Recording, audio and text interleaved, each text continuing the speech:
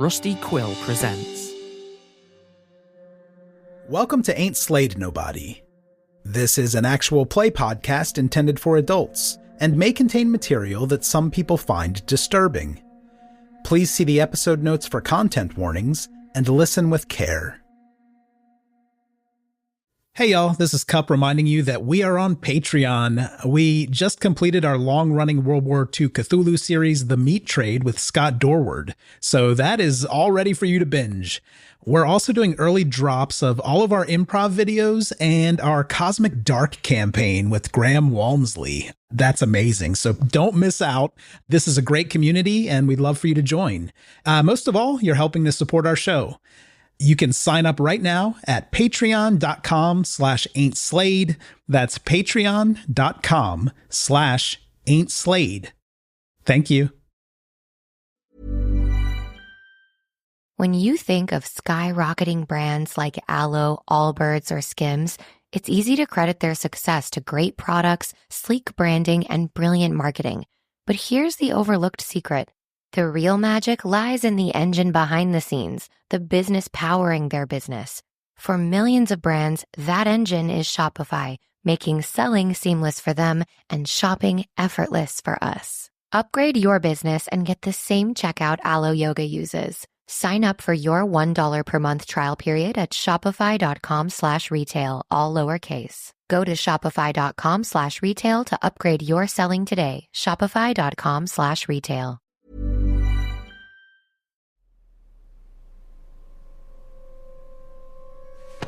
Kid? Oh no, is it blood?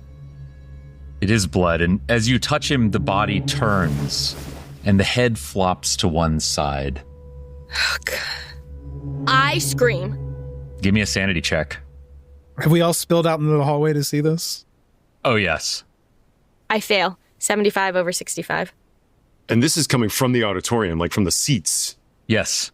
All right, yeah. So we're kind of on stage looking at all this. So I'm like kneeled down on the floor over the floppy, dead, bloody body of Kid, screaming, looking at the blood of my hand, losing a little sanity. Be D3. Ugh. I passed with an 11. Oh, Kid's good. He knows magic too. I'm okay. 2, that's 2 points. The most disturbing part about Kid's body is not the fact that he's dead or that his throat has been cut. Oh, that's great. But both of his eyes are missing from their sockets. Oh. Uh-oh. He has no eyes. He has no eyes. He has no eyes. He has no eyes. And I'm like, I'm clutching with this bloody hand. I'm clutching the locket I wear around my neck that has my mother's picture in it. He has no eyes. He has no eyes. He has no eyes. Mac is gonna lean down. I don't know anything about Egyptology, but this doesn't seem like something Harry would do. And I want to close the eyelids so that the cavernous holes aren't staring at us anymore.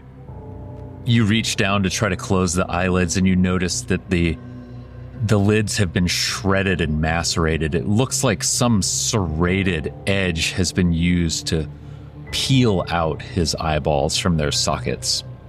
Why? Why? Devil's Night? What do we do? We should leave here, I think. I don't know whatever did this. They might still be in here.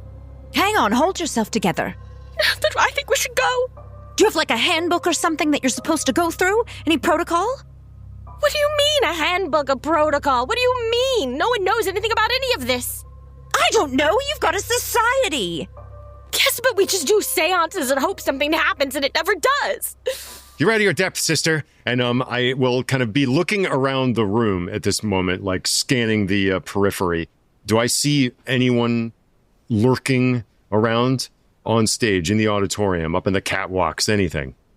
You see nobody. I have an idea. We put him in the box, and we take the box to the hospital. We take it to the hospital where Harry Houdini died to kill 2 birds with 1 stone. We drop the body off there. They can take it to the morgue. And what if they think that we carved out his eyeballs? Yeah, Roberta's standing here with blood all over both hands. Oh. Well, He'll be in a box. We just kind of drop it, nonchalantly somewhere off to the side. Like, I'm not a master of sleight of hand, but I don't know how you nonchalantly deposit a box that's 9 feet long. I want to search the body. We're giving ourselves away. I'm going to check on Benny. Good idea. Can I do that? Can I go out the side door and just see if Benny's there? Because he must have seen something if this guy's dead. Benny's standing outside. He's got the window open, smoking a cigarette. You walk out, he puts his hand on the horn and gives you a look. I'm right here. What's going on? Benny, we've known each other a long time, 30, 40 minutes. You can tell I'm spooked right now. Something happened inside the theater. Did you just see someone walk in through this door? Did you see hooligans? Anyone with a knife? No. Just somebody threw something out the window. Oh, yeah, there was an explosion. It was crazy. Wait here. And then he's going to run back inside and just tell you. Benny didn't see anything. Nobody's come in or out of this door. It's magic. Mac, did you find anything on the body? Did I? You found his wallet. Oh. And his flashlight on the ground next to him, but there's nothing else. Look, I realize I'm just a medical professional here, but it's probably not wise to linger around in a very suspicious scene, and we're here with a stiff on our hands and no alibi. So, I say we cheese it. We're at the party. We're at Roberta's house. Yeah, I agree. We get out of here. We do have an alibi, though. But should we go to the hospital and try and do another seance there? Should we try and do another seance here in the dressing room? What do we do, everyone? I don't care to stay in this place one moment longer. No, I agree. I think the hospital's our only chance. Mr. Houdini will help us out of this mess. Oh. It's his mission. It's his quest. It's our calling. All right, then. Perhaps we should get out of here. I think we should definitely move away from where the blood is starting to really pool around Roberta's feet. Oh. Oh, yes. Oh, my shoes. Let's go. Let's leave. And I will start to make my way to that side door that David just came back through to leave. You walk outside and Benny sees the look on your face and the blood on your hands and shoes and shirt. It's like, are you okay? I'm fine. Get in the car. I'm fine, Benny. I think we need to go to the hospital. Are you okay? I'm fine. I'm all right. Let's get everyone in the car and we need to go to Grace Hospital. Right away, ma'am. He starts the engine as the rest of you pour out of the theater. As soon as everybody's in, he pulls out and begins driving up Woodward Avenue, heading towards Midtown Detroit. So, you're barreling down Woodward Avenue and you're plowing past parties, ballrooms. Everybody's out on the street having a good time for Halloween. We were at a party. Benny hits an intersection at Woodward, takes a hard right, then another immediate hard left, and pulls you in front of Grace Hospital. You pull up in front of Grace Hospital. There's a circular drive. It's a 4-story building. And it's not the newest hospital in Detroit, but it is a reliable hospital in Detroit. Benny looks back. He's like, do you want me to park on side or up front? We didn't bring that crate with a body in it with us, right? We all just left the theater. Benny's like, what? Ixnay on the Adi Bay. No, yes, of course. I guess you could probably just drop us off. Here. Yes, ma'am. He pulls up along the front. A porter comes down, looks to see if anybody needs any help with baggage. He does not. He notices that everybody's in costume and opens the door for you and gestures for you to head on up the stairs into the lobby. As you walk past, visiting hours are over in about 15 minutes. You're going to want to be fast. Okay, thank you. Yeah, don't worry, brother. We'll be in and out. Happy Halloween! I want to thank you. Oh, you're doing your Dracula. I mean, your generic vampire. You're the first person that ever recognized it. The porter holds out a hand, thinking that you're going to thank him. I do. Shake his hand. I tip him. Yeah, I was like, oh, yeah, okay. With pills or cash?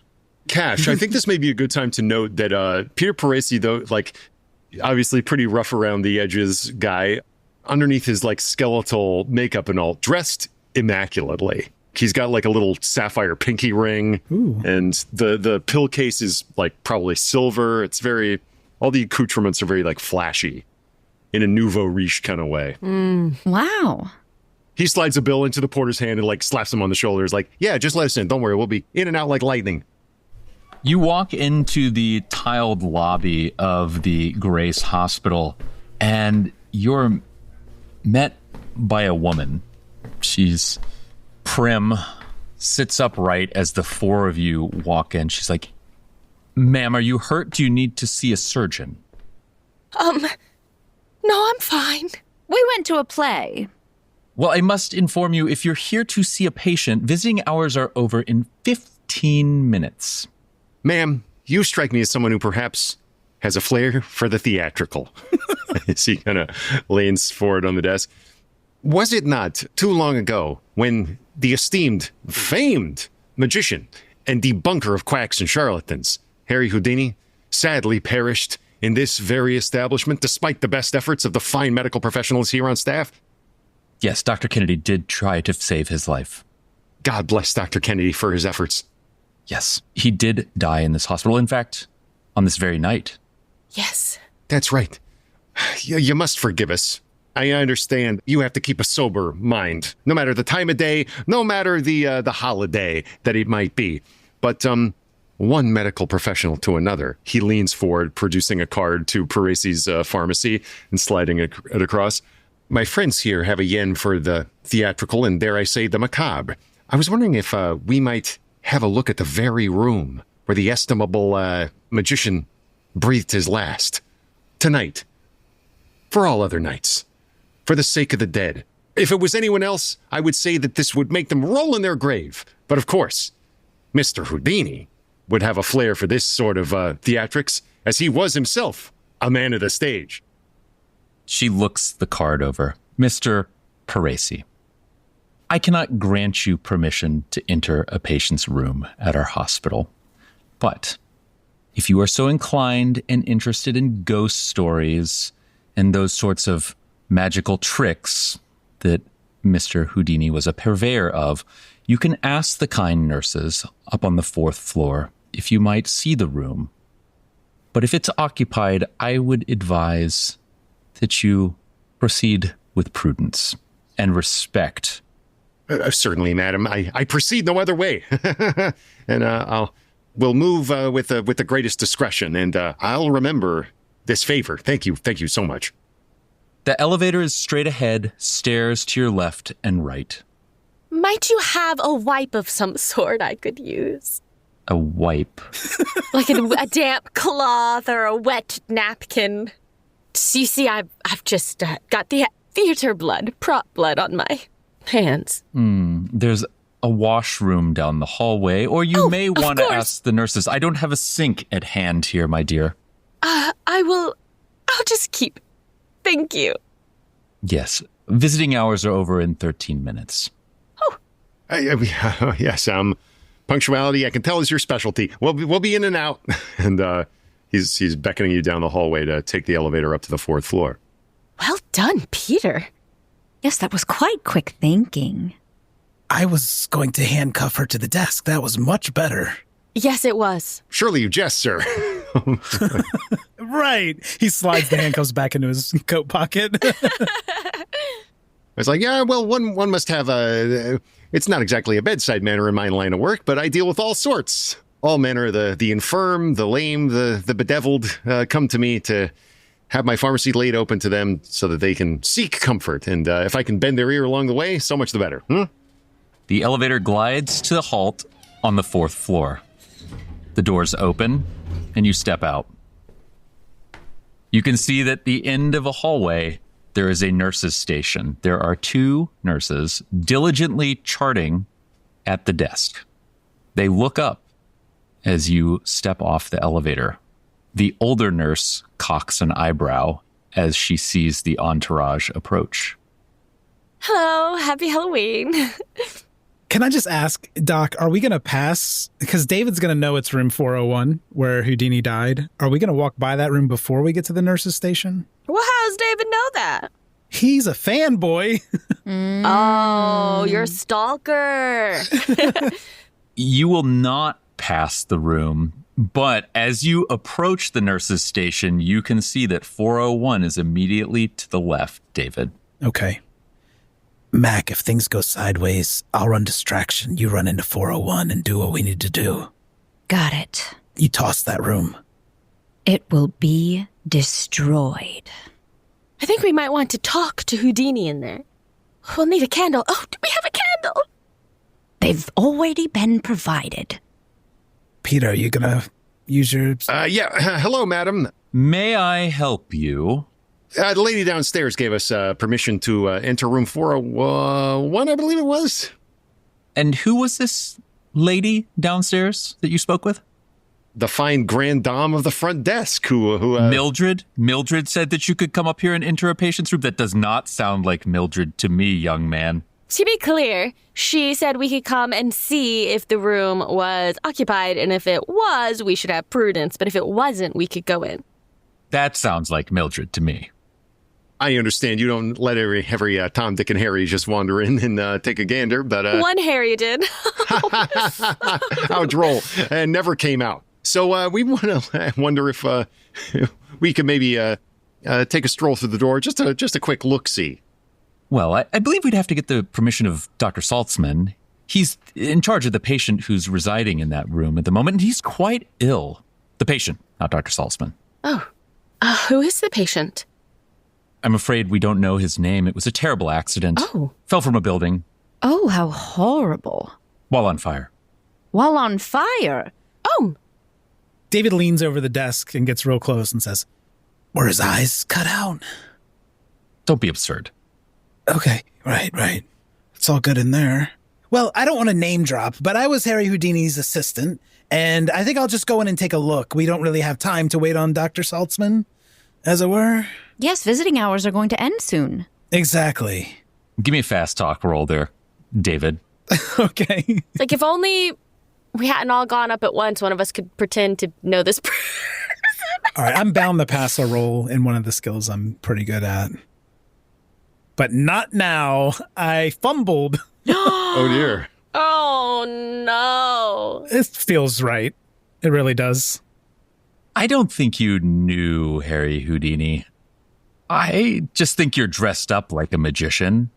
Well, There's Dr. Saltzman. Dr. Saltzman, could you please come here for a moment? I think you need to speak with these people. They want to visit the man who's in 401, or just, you want to go in 401? To visit, certainly. Thinking on his feet, just trying to be like, what's the most plausible way to enter this space? And to visit sounds like it, especially since it's visiting hours. Is there a chance that, as a pharmacist, that Saltzman might be someone that I've met socially or professionally? Before we proceed with that, you hear a psst, psst, and you look down on the younger nurse who's been diligently charting while the older nurse is kind of giving you guys the business, crooks a finger at you and tries to get your attention to come. Psst, psst. Yeah, all right. Then I kind of lean in. That room is haunted. Huh. Well, you're in luck. No fooling. You've seen it yourself? There's nothing to see. I just feel it. It's chilly. That's where Houdini died. Yes. Well, ma'am, I am the president of the Society for Psychical Research, and I could exorcise that room for you if you just let me in. I could put the spirit at rest and you wouldn't feel the heebie-jeebies every time you went in there anymore. Could you really do that? Yes, but you'll have to convince these other people to let us into the room. Just a minute.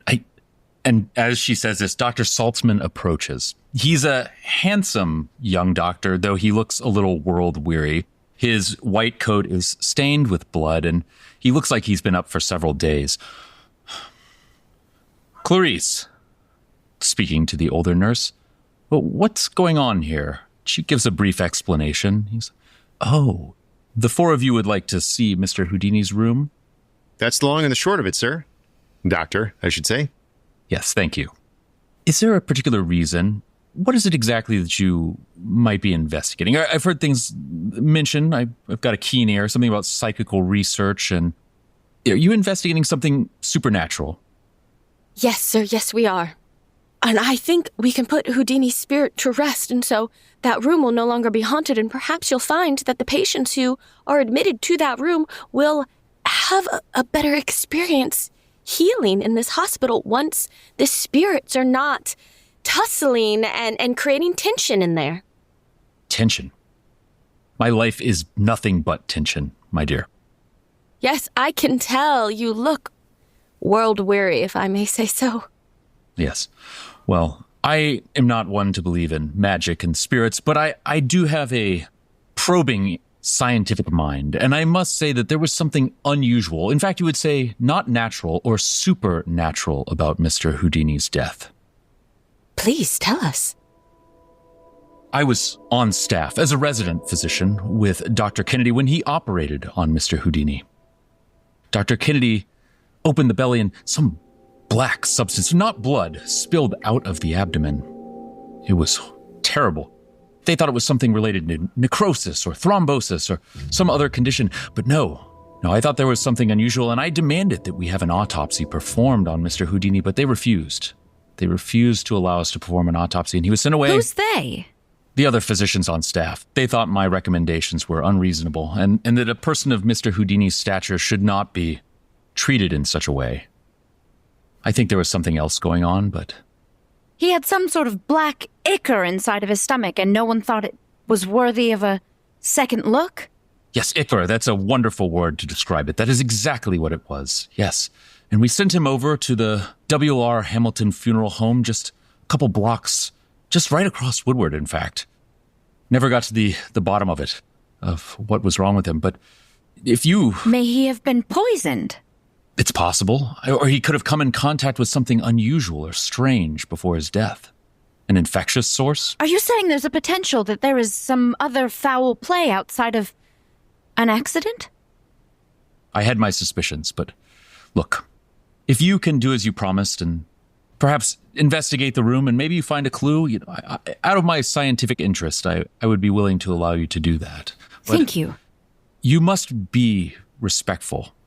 Of course. There is a patient in there. He is quite unconscious and no one knows who he is. He just was on fire and fell off a building.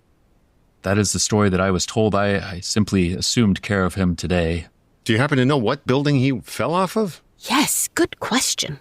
The Penobscot building. Do we know anything about that building? It's one of the newer skyscrapers in Detroit that's been under construction. Oh. But look, I have patients to tend to. Please, just speak with the nurses, and if you find anything or I can be of any other assistance to you, I appreciate it. But please, respectful. Of course. Of course. Mac takes out a cigarette and starts smoking in the middle of the hospital. Great. He's like, oh, do you have a light? Yes, of course. Thank you. She passes one to every single one of the staff. Fantastic. Healthful, revivifying. Yeah, I guess we'll go into the room. Discreetly. Respectfully. Yes, respectfully. Yes, it's like a shrine. First of all, do we, when we go in, recognize the patient in the bed? You push the door open into the room, and the space feels very cramped. And just as the young nurse described, it's cold. A chill comes over you as you step into the room. You notice that the radiator that's set up against the window is rattling. You can hear the window rattling. The room feels crowded because to your left as you walk through the door is a massive steel frame bed. And you can see that there is a large full body cast in traction hanging on wires from the bed. You hear a gentle snoring sound coming from the patient.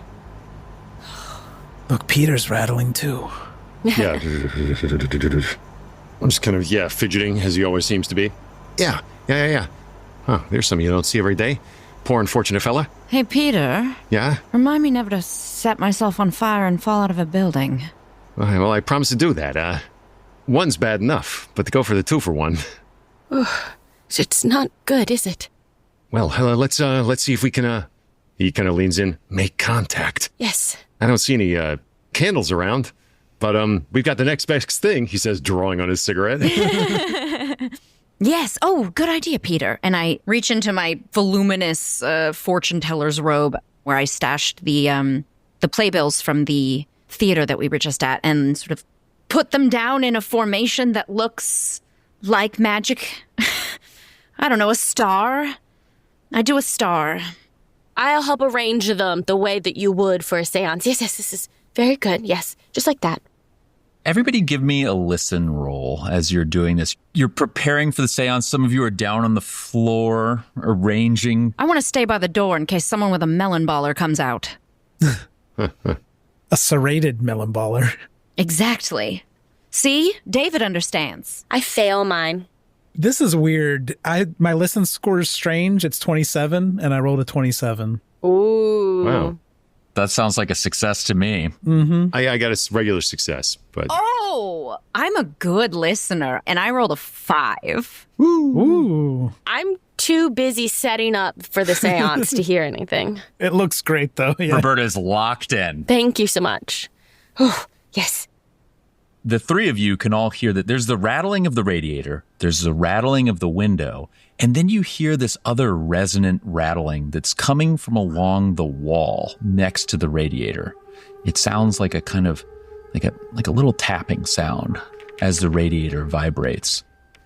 Mac, you hear some chatter from outside at the nurses' station.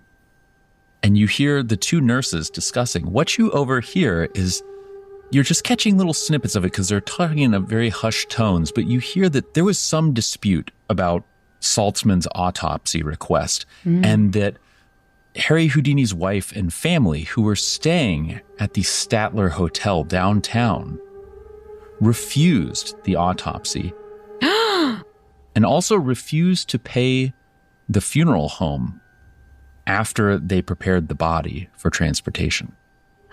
The chickens have given us gossip. I scurry back into the room.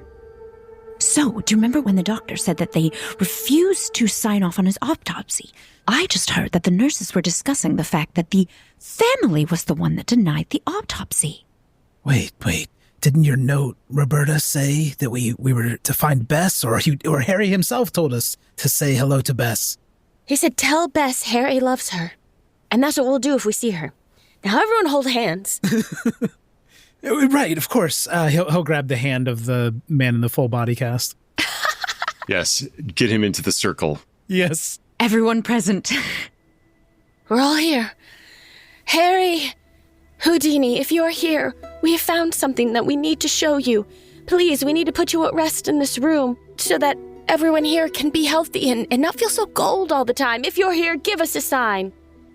You call to him. Give me an occult roll. Come on, be good. No, it's a 95 over 75. Why is that? Why? I would have to spend 20 luck points. Should I do it? Can I push? Absolutely, you can push. I will push. Okay. President. Future president. Oh, Houdini.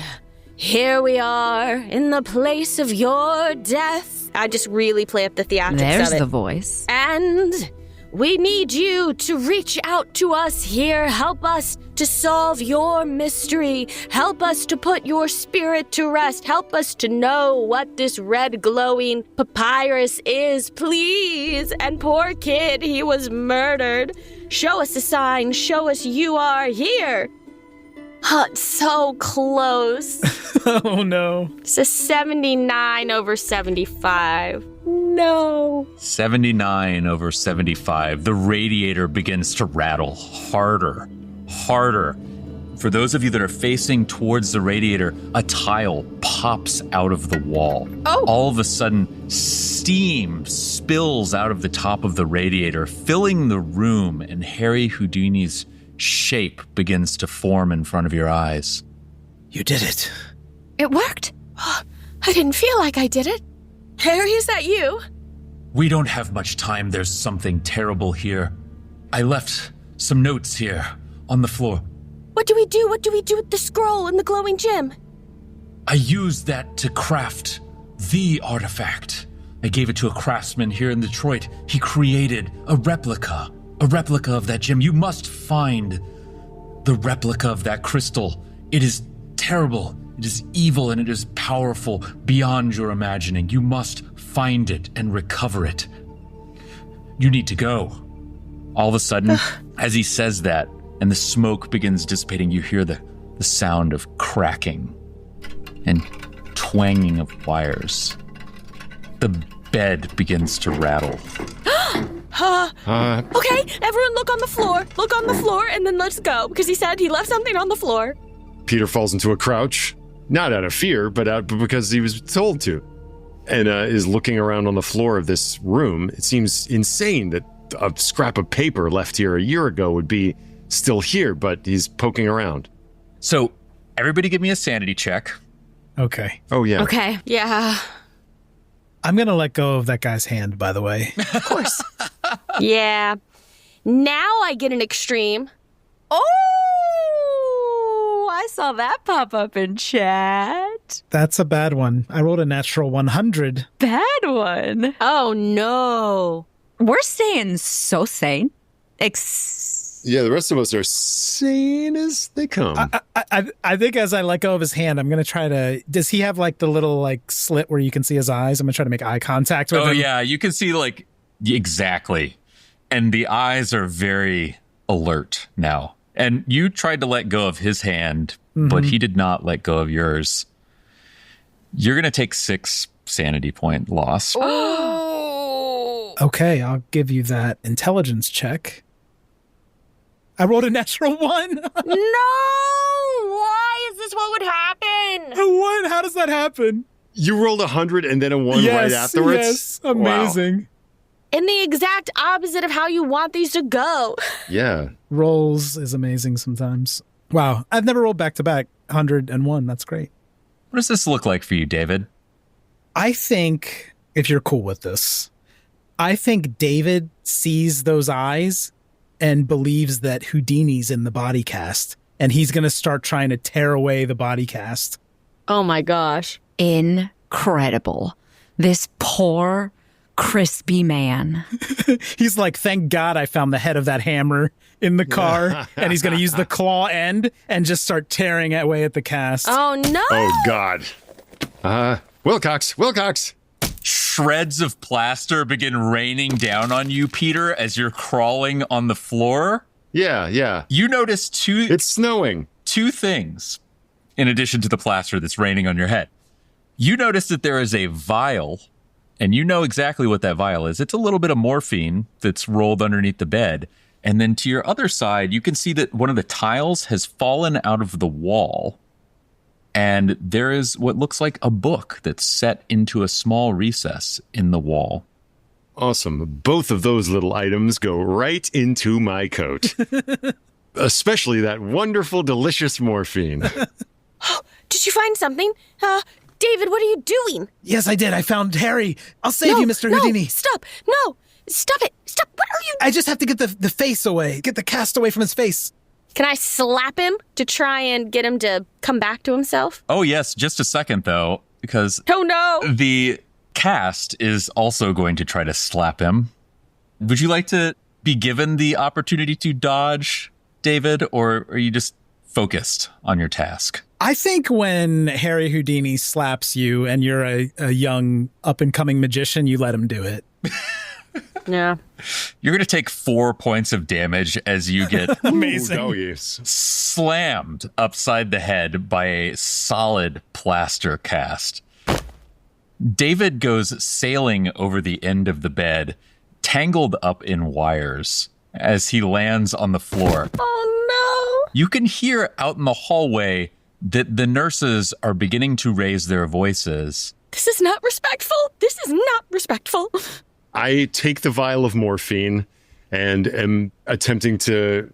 I mean, it's just a vial. It's not a syringe, I guess. Peter probably has a syringe on him. I feel like that's... Yeah, Yep. the case comes out. I'm like locking it into place, and I'm going to attempt to sedate our friend in the cast. Okay. Oh. What would you like to use? I'll do first aid. This is a on-the-fly medical maneuver. Oh my God, I rolled an 85 over 70. Oh, Why are roll so bad? Luck. That's what luck is for. That is what luck is for. I'm going to spend, 15 more points of luck. How much luck do you have left? You could also push. It's a high stat. If I spend 15 points of luck, my luck will go down to 5. I'm gonna push. All right. Here we go. I'm pushing to pump morphine into the thrashing body. Before you do that, I just want to check, where are Mac and Roberta relative to what's happening here?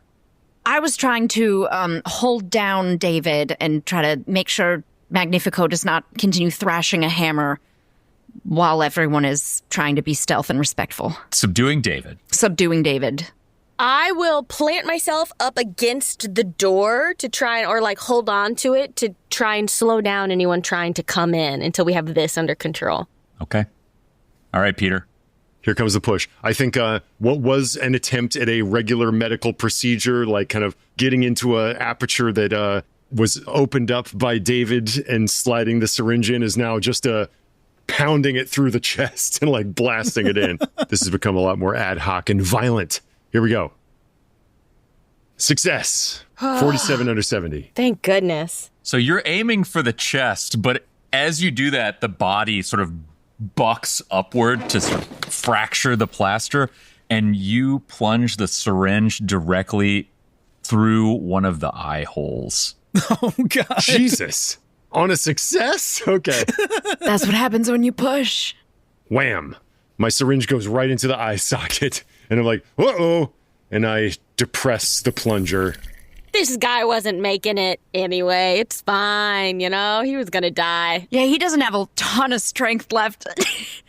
David's like, good, Peter's into this too, and he's going to keep trying to like get out of the wires. Would you please stop? It's at this point, as Peter's pushing the plunger into the eyeball and David is trying to claw loose plaster and Mac is trying to pull him off the bed, the door flies open to the room. Dr. Saltzman is standing. What in the meaning of this? Yep, this room's haunted, no doubt about it. We tried and we did summon Houdini, but we have not yet released him, but we will. We just have to go to the funeral home, or we have to go, I don't know, maybe a hotel. We have to go find a crystal, and then we will be able to release him. Yes, you have to go. Please take yourselves out of our hospital. We said respectful. Well, you never know what's going to happen with the supernatural. The body continues to buck. We're leaving, and I want to try to drag everybody, and I'm leaving my pack of cigarettes as a tip in the nurse's hand. How do you exit? Trying to grab David, or at least you're both trying to still rip the cast off of this poor man. Yeah, to drag him away. Well, how am I doing, Doc, with my bout of madness? How willing am I to leave at this point? I feel like you're pliant to their requests. Okay, I think what happened is we got enough plaster off that I realized it wasn't Houdini. And I had the thought, like, well, maybe... Look, chest hair! Maybe Houdini's under his skin. And then I was like, nah, well, I'll go with them. Good idea. I'm so glad you didn't think Houdini was under that man's skin while you were still holding a hammer. We're all having a good night here. Yeah. We left the cigarettes, so we're fine. We can just leave scot-free. Yeah, good Lord. Well, you can hear shouts from the patient's room as they're trying to get him under control, and the shouts soon turn to screams. Should we just go? Yes, I think we should leave immediately. He fell off a building on fire. This isn't the worst thing that's happened to this guy this week. Have you ever been stabbed in the eye with a needle? Come, that was a perfectly rational thing to do. Not that I remember, but I mean, I'm from Baltimore. I thought when you got the morphine out, I thought you were going to give it to David to have him calm down. I don't want to have Mr. Wilcox totally sedate. Good Lord, leave him limp and nodding off in the middle of the hallway? Just a tiny squeeze? I don't know. Then I wouldn't be as helpful to you all. Yes, that was so helpful as we're walking and talking as we're making our way out of the hospital. Yeah, our way out the door. Peter.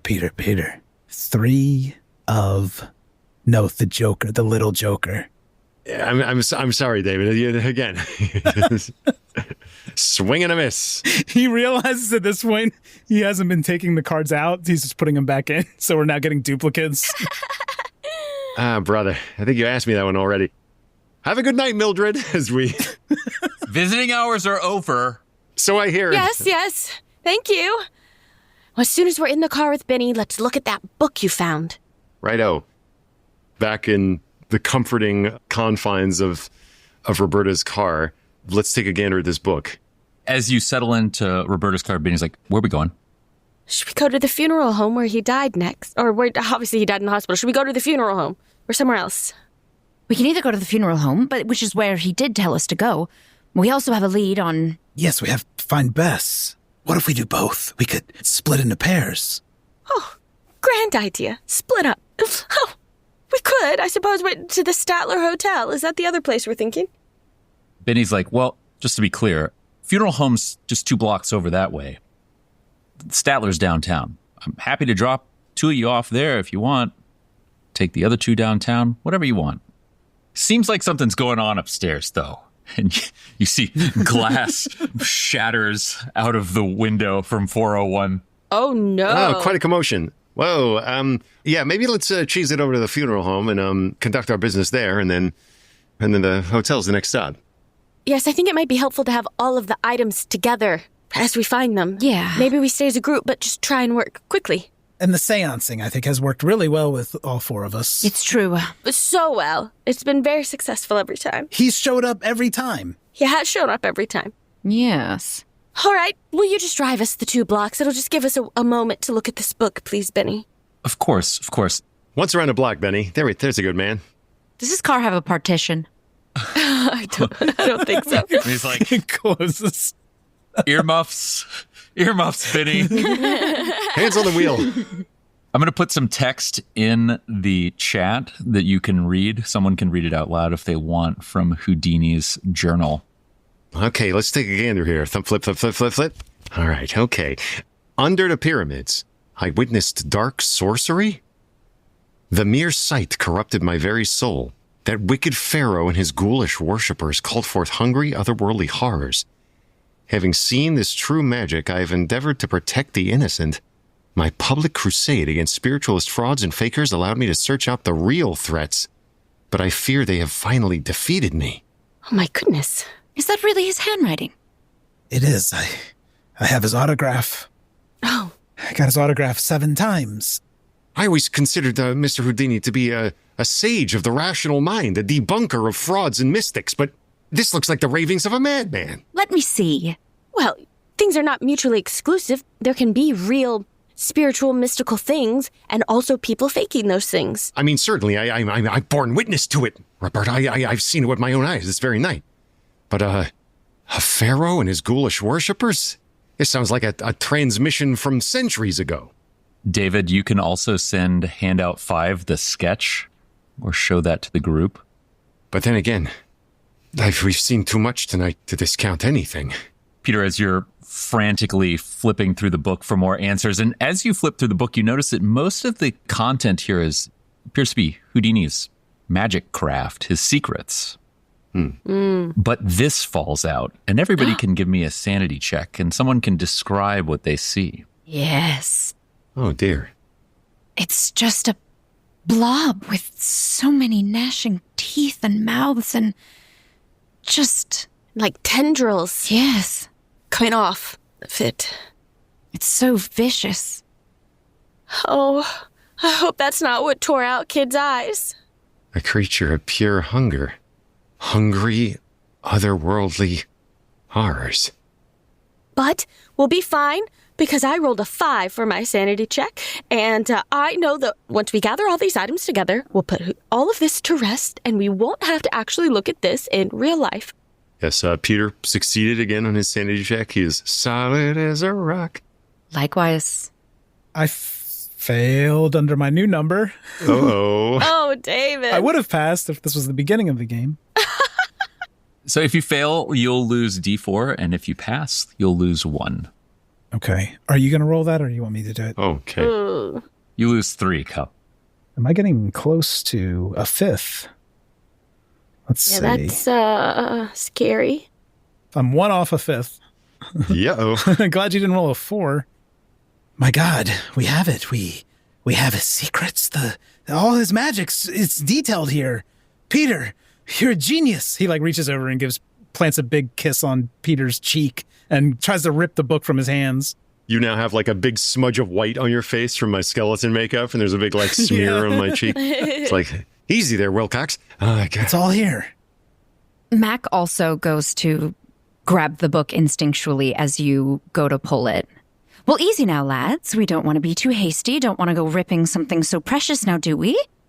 No. Look, all of us have been through a terrible shock. Looking over at David, some of us more than others. So let's all try to keep a level head, all right? We're contending with terrible things, and don't let what's in this book let us get too spooked, huh?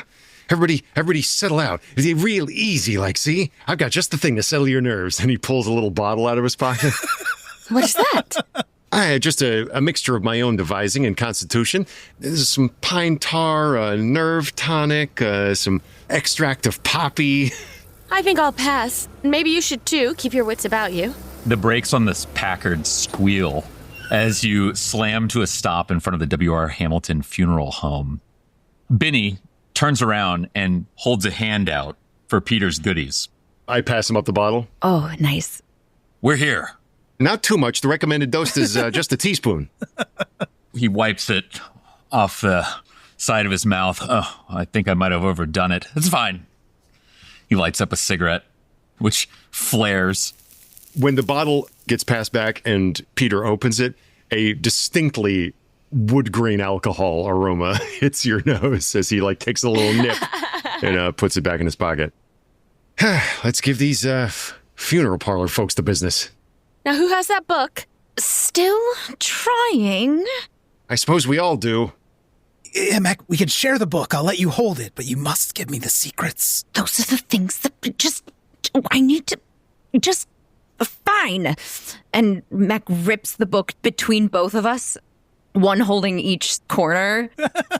I'm willing to three-legged race this if you are. Yeah, seems like the best compromise. Look, this is just a very precious book, and yes, you went a little erratic at the hospital, and we don't want anything happening to something as precious as Houdini's tricks. I think I caught some of the vapors off of what Peter has. No, you're right. We'll share it. We're practically a family now. Sure. He looks across all of you. Okay, David. When he says that, Peter looks at you, Roberta, and just gives you a look like, cuckoo. We gotta keep an eye on him. He is losing it. Yeah. We're all family now. You step out of the Packard, and in front of you it's a white home. This looks like somebody resides here as well as operates their business here. You can see that the front of the house, the facade, is not well lit. It looks like they're closed for the day. It's getting close to 10:30 at night. You do see that there is a side driveway, and there is some light that's bleeding out of the windows along the side of the house. So our operating theory is that the family didn't want to pay for this embalming, and they were weird about the autopsy because they thought that it had been mishandled. That is correct. Or there may have been some other convictions that they had, but it was unclear based on what Saltzman told you. Yeah. Theories are swirling around in Peter's head now, whatever this thing is. But his sanity is extremely high. And it's like, all right, maybe he did witness some sort of strange magical ritual that even the wise Houdini couldn't exactly explain, that sent him off on his crusade against humbugs. And these Egyptian magicians were so emphatic and dead set on silencing him that maybe they murdered the poor man. I mean, perhaps these strange folks are in cahoots. Maybe they're the people that carved out that poor kid's eyes. Everybody tread carefully, all right? Peter, you have a magnificent brain. Well, the human mind is a wonderful organ, and it's only aided and abetted by the delicate and deliberate use of certain stimulants. Then he pops open his little case and throws one under his tongue. Oh, no. And there's light in the window. Are we breaking in? What are we doing? Let's take a little peek first, eh? Okay. If we are dealing with people who are dabbling with dark beliefs, I don't want to just kick down the door. All right. Let's peek in the window. Yeah, just a sneak peek. Real subtle like. I'll get started on the lock. Uh-oh. Peter, you creep up to the window and peer over the edge, and you're looking into what looks like it might be a storeroom, also a workspace. It's well lit, white tile. And in the center of the floor is a large, glistening pool of blood. Oh. Okay, a large white room with a pool of blood. That's right. It looks like it's probably a stock room. You can see that there are embalming supplies and there are some coffins that are stacked up. It looks like this is an entryway / storage room because you can see to your left is the doorway from the exterior at the rear of the funeral home. And then to your right, you can see another door that looks like it enters another part of the house. All right, don't look in there. Why? We've seen enough already today without another shock to delicate nerves. I mean, what do you expect to see when you look into a funeral home where the art of embalming takes place? I don't know, dead bodies? I didn't see a dead body so much as I saw a pool of blood right there on the floor. A pool of blood? Yeah. Like they were draining it from someone or like someone had been hurt.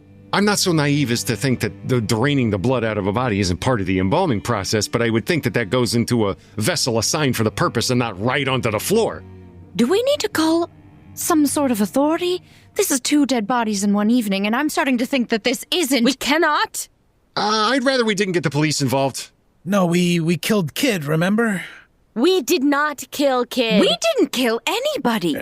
You're right. We were just there, and he died. Listen, I don't want to throw around some blame, but we just made quite a scene in front of some very respectable members of the medical community practically across the street. Our friend Roberta's got blood all over her. It would be very suspicious, and I personally don't like the coppers snooping around me or my business.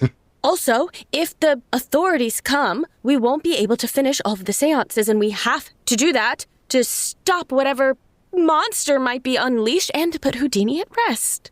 Yeah, we gotta continue our mission and make peace with the fact that it has to be a little extra legal. Yes, that's exactly the term. Fine. So, breaking and entering then? I guess so. Roberta, we're going to get inside here. I'm going to pass this roll. Okay. We're going to get inside, and we're going to draw a pentagram in the pool of blood, and we're going to conduct a seance. No. We're not No. We'll put out some... Do we still have those programs, or did we leave them in the hospital room and all of the... Mac took so many. Surely there's a surplus. I mean, and certainly if clippings from newspapers provided the mystical connection to a spirit, wouldn't the man's journal be even more potent? Of course, yes. Good thinking, Peter. All right, let's get in there. We'll set out the journal, and I will call upon Houdini's spirit once more. Can I pick this lock, Doc? You walk around to the rear of the building, and the door is unlocked. Oh, that's even worse. Okay. Handy dandy. All right, here we go. All right, everyone be careful, because there might be a murderer in here. Are there some sort of trash cans I can grab the lid of? There is a trash can with a lid. Great. I use it as a shield. I see this shield. I see people kind of gearing up for war, and the rest of you see Peter lift up his pant leg and reach down into his ankle and pull out a pistol. Nice. Oh. You're really going to have to give me your number. Sister, if we get out of this, you won't just get my number. You'll get everything. David hears this and he pulls his gun out. Nice gun, David. Holy moly, David, you're packing? I think it's so obviously a prop gun. It's got the orange tip painted. Yeah, it's got the orange tip on it. Yeah, exactly. I'm not afraid to use this. All right, let's carefully go inside. Maybe, Peter, you go first since you have the firearm. Yeah, I suppose that's only fair. Okay, off we go. Don't go pointing that thing at me, okay? Savvy? And he opens up the door and peeks inside and begins to move into the property. You move into the room. You can see that there's this large pool of blood. You don't see any drag marks or footprints. You can see that opposite the door that you came in, there's another door that's set in the wall near the window. It looks like it's one of those kitchen doors that swings both ways. Looking around the room, you see nothing else of interest aside from a mop propped next to the double-hinged door. Is the mop soaking with blood? It is not. Somebody's not cleaning up after themselves. Somebody's getting sloppy. Or something else is going on. I go to the door, the swinging kitchen door, and press an ear against it to listen. You hear a faint dripping noise and then a burble. Peter's gorge rises for a second, and he's like, ugh, all right. You know, I'm a pharmacist, not a surgeon. I don't not used to seeing this much blood. And he kind of pushes the door open a little and sees if he can peer deeper in. You push the door open and you can see that it is a concrete ramp. A ramp that leads downstairs into what looks like a basement. There's a blind corner that leads off to the left. You can see that there are lights on down there. Again, you hear, once the door is open, you hear a little bit of drip, drip, dripping and an occasional burble. All right. Steel your nerves, everyone. Mac runs forward with the trash can lid in front of her and just barrels down. Only one way to find out! Oh, no! Here goes nothing. And Peter charges in after her. Oh, let's go, David. And I'll follow. I don't have this much moxie, but I'll go.